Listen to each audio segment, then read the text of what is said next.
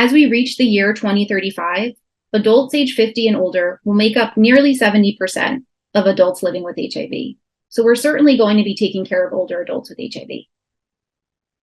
And as people age, they will develop more and more comorbidities. So this is that same projection study of people living with HIV in the United States that shows by 2035, the majority of people living with HIV will have 2 or more comorbidities of non-communicable diseases, as depicted by these light green and yellow bars here.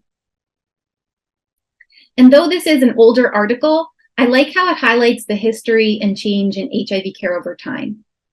During the opportunistic infection era, when HIV was first discovered, we were in a crisis management phase, where HIV primary care providers were providing really palliative care for those diagnosed with HIV. And then in the early 1990s, we moved into this antiretroviral era, when there was the rise of HIV specialists to help manage the disease of HIV. And we've done a pretty good job here. And we've moved into this new era, this chronic disease era, where HIV is now a chronic disease compounded by lots of aging comorbidities. So now that HIV is a chronic disease, there's this continuum or cascade of events from HIV infection and treatment to the associated immune dysfunction and treatment toxicity. This leads to non-HIV morbidity and mortality and geriatric syndromes, as I've just showed you. And so our healthcare system is just not set up to care for these really complex multi-morbid patients. So we have an overburdened healthcare system, and I would add inadequate care and really dissatisfied patients. Our system is really just not set up to care for these patients with multi-morbidity and geriatric syndromes. So a 15-minute or even a 20-minute follow-up visit is just not enough time to address all of these issues.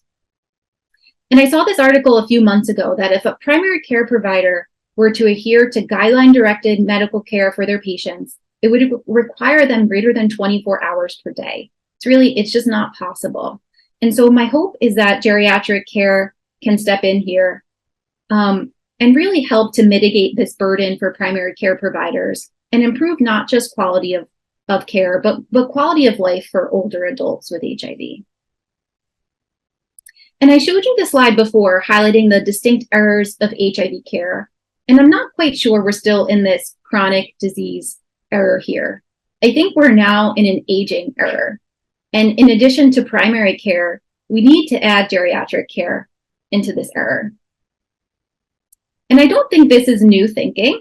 This article titled Geriatric HIV Medicine is Born was written over 5 years ago in 2017. I think it takes clinical medicine just a little bit of time to catch up, but I do think it is.